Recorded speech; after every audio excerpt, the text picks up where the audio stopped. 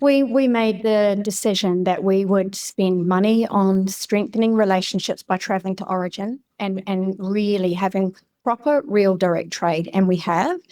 And then we also spend that money now on performance coaching for the business, for us and our senior team, so that we can be better business operators. That's got more value to us and our business and our industry than a trade show.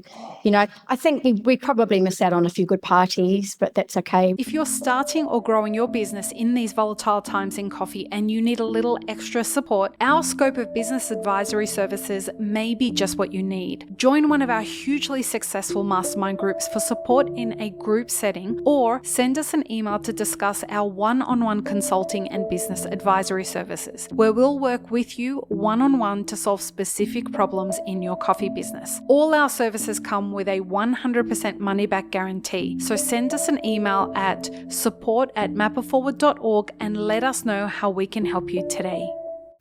Welcome to the Mapper Forward Middle East podcast, friends. I'm your host, Lee Safar, and this is episode 2 of a 5-part series with Kim Thompson and Matt Toogood from Raw Coffee Company here in Dubai. And we are talking about the specialty coffee shop that started it all in the Middle East. Obviously, Raw Coffee Company is the OG. In the last episode, we talked about the myths and the history behind Raw. And in this episode, we're talking about the relationships within our industry. I knew that relationships were important to you guys the first time I met Kim, because I met Kim first and then I met Matt later. Kim, I met you at World of Coffee Dubai. Mm-hmm. And there was nothing that I could want or need that you couldn't have done for me. And one of the things you kept saying to me, anything you need while you're here in Dubai, let me know. Anyone you need to meet. I knew immediately that you lead with, how can I help? How can I be of service? What can we do? You're a values-driven business. You're values-driven people. And instead of taking, you give. And I suspect over 17 years, you guys have learnt that that doesn't happen for everybody. It happens with the people that you can see that you're aligned with, right? It's one of the big business lessons we all learn when we stay in business for this long, right? No, I was just thinking that we believe in something called insights with personality profiling.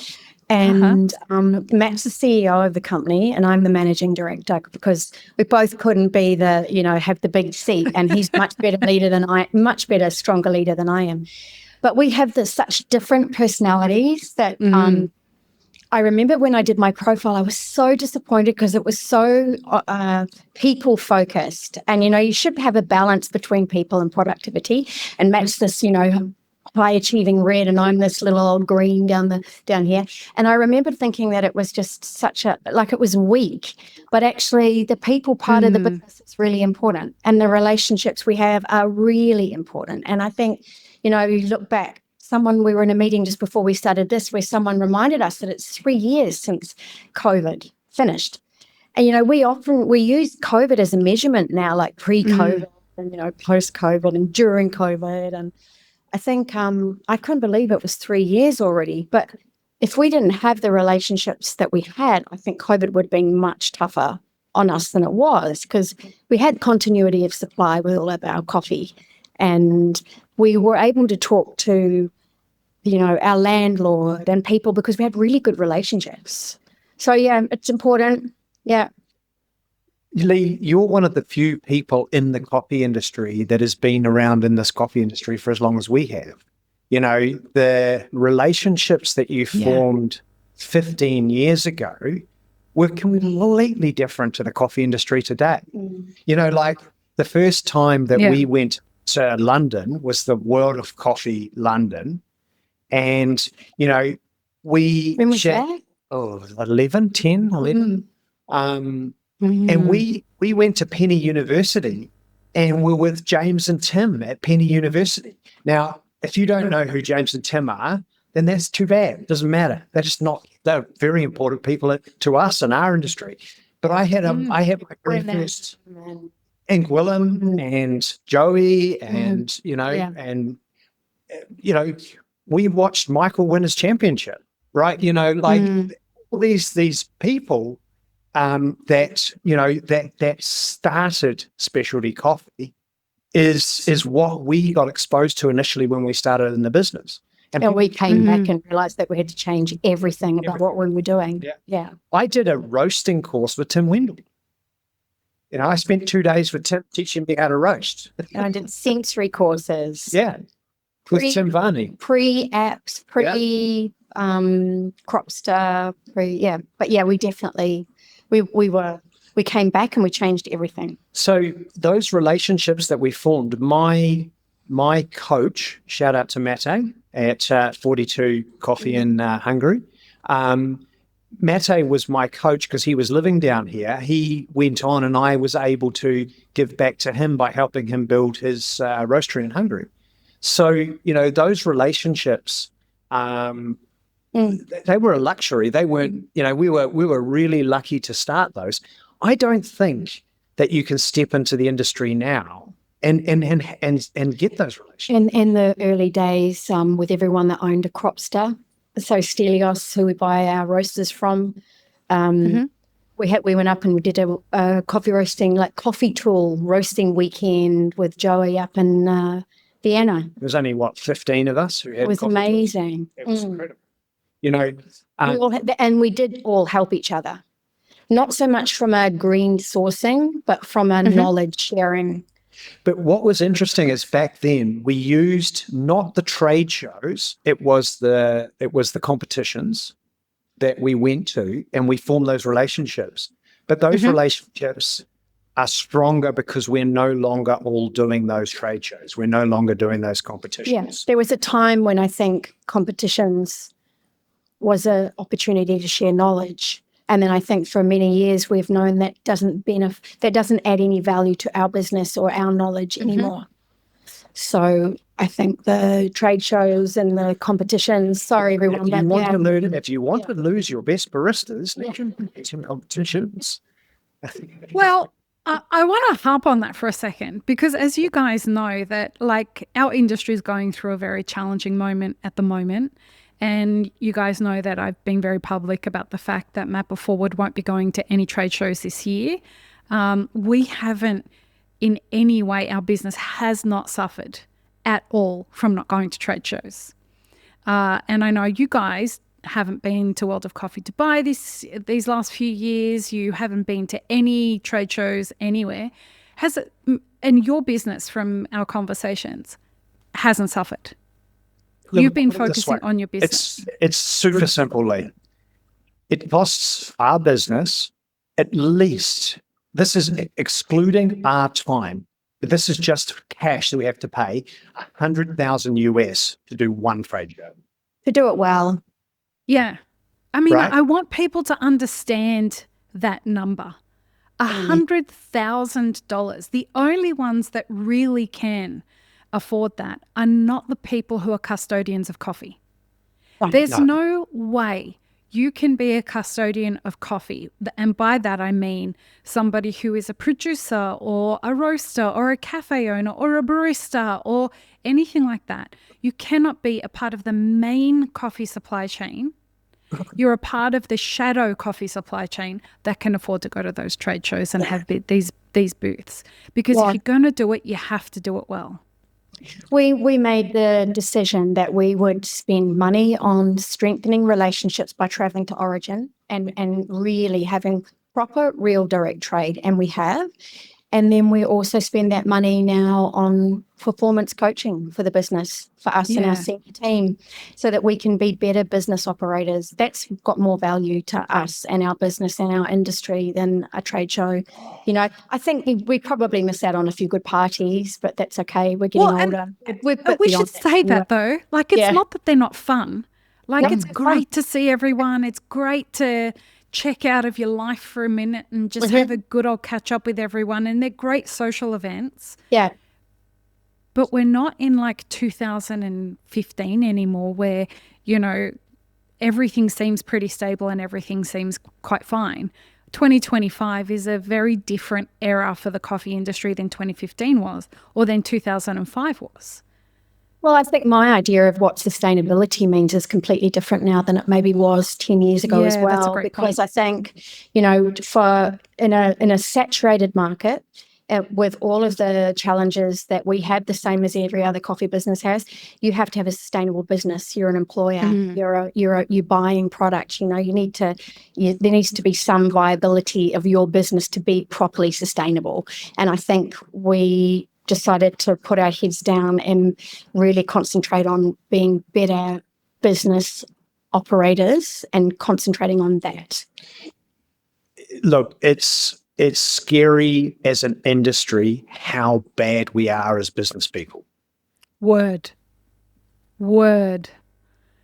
It's the thing that I have been saying for so long. And again, goes to the point from the last episode. 17 years later, new business owners are making the same mistakes that we were making 20 years ago. Yep. I think it used to almost be cool to be hip and, And lose money? Yeah. But no, that's not cool. I know that. That's not cool. It's like the struggling artist, right? Yeah, exactly. It was sort of tattoos and piercings and, that it used to be cool. And I don't think we've never been hip, although I think we've been called corporate hippies because we have different values around. I think you're cool. Yeah. I'm just going to say that. I think you're cool. Cool grandmother. But yeah, it's, and you want growth as an individual yourself anyway, don't you? So you want to keep learning. And I think we have a sense of responsibility towards the people who rely on us, whether that's our coffee producers, our team, our customers, our B2B customers. So you just want to keep getting better. But it's also, it's really important. Like Kim was on the phone the other day to one of our wonderful producers who we just love spending time with, let alone buying coffee from. And the conversation was easy to have that there was a situation where they just needed some cash, right? It was just that simple. Listen, we're going to need to produce this coffee, not just for you guys, just in general, and we've got a cash shortage. And, to have someone be able to say that, and it's like, it's not going to sound cliche, but being in the family to say, okay, look, not sure what we can do, but we're definitely there to try and sort this out, because this is not a trade-to-trade relationship. This is your business needs to be sustainable. Our business needs to be sustainable. And sometimes we have to actually ask for help. We've definitely asked for help with people in our life, and we expect people to ask for help from us as well. And it can only work if you actually have that trusted relationship, and that you can't buy that, and you can't just go out there and say, I'm going to be a direct trader. You actually have to go and understand what the values are. Have you got an alignment, and can you actually trust each other enough to be able to be in a relationship that's more than just transactional. And that's, I think, what's missing a lot. And look, there's not 100 producers out there, right? So we're lucky, I know 2 of our producers are not going to be able to take on new customers for the next 5 years. They just don't have the supply. There's a lot of producers that don't have the supply anymore, and it's just getting smaller. Yeah. Something else with relationships at the other end would be, I think the Middle East is quite a big place. The MENA is a big place, but the UAE is small. As a population is small. And then Dubai is small. And the Abu Dhabi is small. Sharjah is small. So relationships are built on trust and honesty, hey? So there's a lot that goes on where there's maybe not entirely factual things happen, or we see on LinkedIn, there's a lot of people that have raw in their previous employment history where they were apparently the head barista or the head technician for raw. And it's like, wow, really? And it's there in their LinkedIn profiles, and they're really happy to have it there. And there's a lot of bravado. And it's not true. No. And founders or entrepreneurs that are earning salaries that are funded by great big, international brands behind them. And it's funny because I think we are old school. Reputation is really important. And we will always pay our suppliers on time, and we pay our team on time. And we will never, I don't see us ever changing that ever, no matter how big we're going to get. It's really important to us that we build a brand that we can be proud of, but we have, honesty and trust as integrity at the bottom of it all. But I think there's a lot of people that maybe in the old days you used to think you could come to the Middle East and make money really quick and then get out. I don't think those days are, I don't know very much about, crypto and Bitcoin and real estate. And so maybe it's still possible. But if you're going to be in hospitality and F&B, I think those days are gone. For sure. And by the way, we will happily accept a email or a phone call from someone doing a reference check. I don't that reference check. It is just bizarre.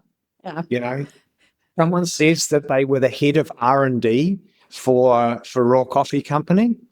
Cool. I didn't realize I'd lost my job. So basically what you're saying is if anyone out there that's listening to this gets a resume from someone who says that they work from Raw, call Matt and Kim and check. Yeah. Or just ping us a message on LinkedIn. We've got a company managing our LinkedIn now because we don't use it properly. So they'll send us a message. And we'll have links in the show notes for it.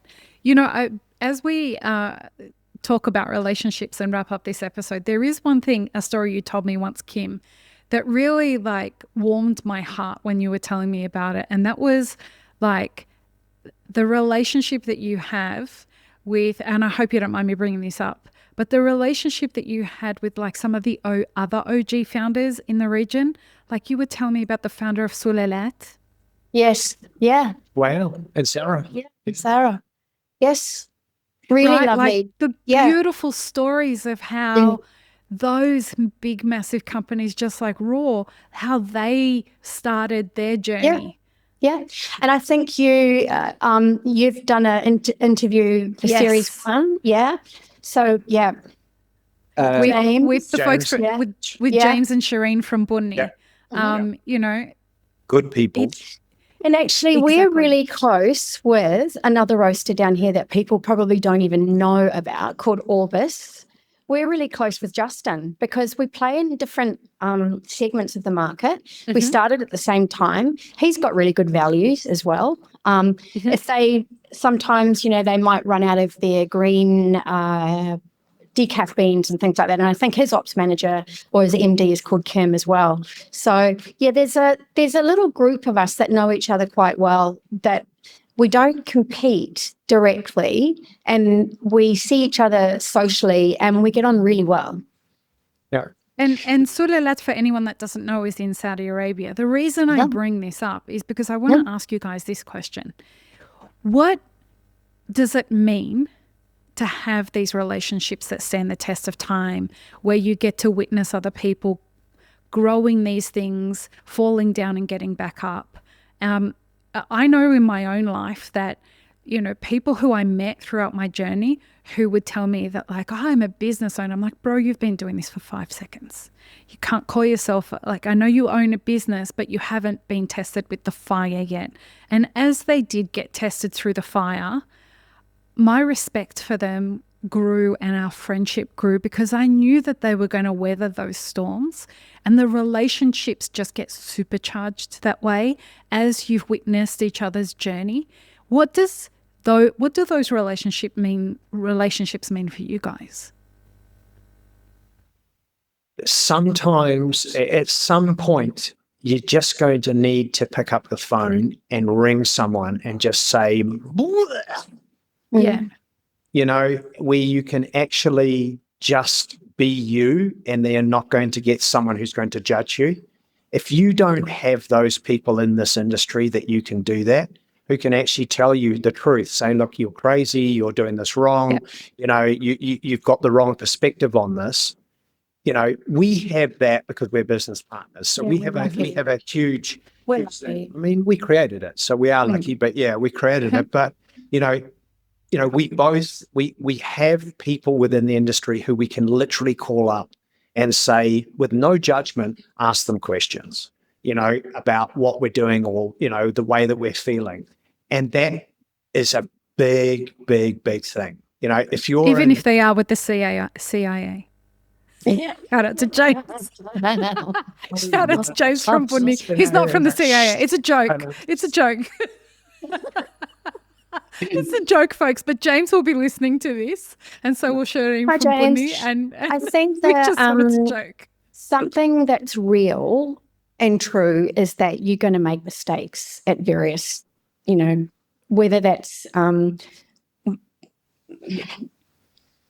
reading people wrong, or thinking you have a relationship with a customer that you're supplying and things break down. There's going to be disappointments along the way. And I think we read a lot and we do a lot of growth, reading and training. So we have people who are not involved in our industry who we really value and respect, who are a businesswoman and businessmen that give us really solid critique, and they listen to our ideas. They tell us not to do things, we do them anyway, and then we have to go back and say, you were right, we should have listened. And so I think there's having that support mechanism is really, really valuable.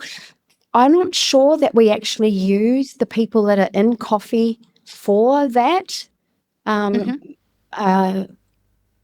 bouncing ideas off. I think we do it more with the business mentors that we respect, to be honest. You know what? There's something that I do all the time, and it's kind of like I get through the day and I'm not stuck, but I'm just kind of bored with what I'm doing and I need like a reset. We're so lucky to be able to walk down to the cafe, and there is going to be somebody who's been a customer for 10 years or 5 years or whatever, who you just walk and, and it's not a waste. It's such a valuable thing to be able to go down and just have a chat, and it's not about coffee. It's about, what are you doing? How are you feeling?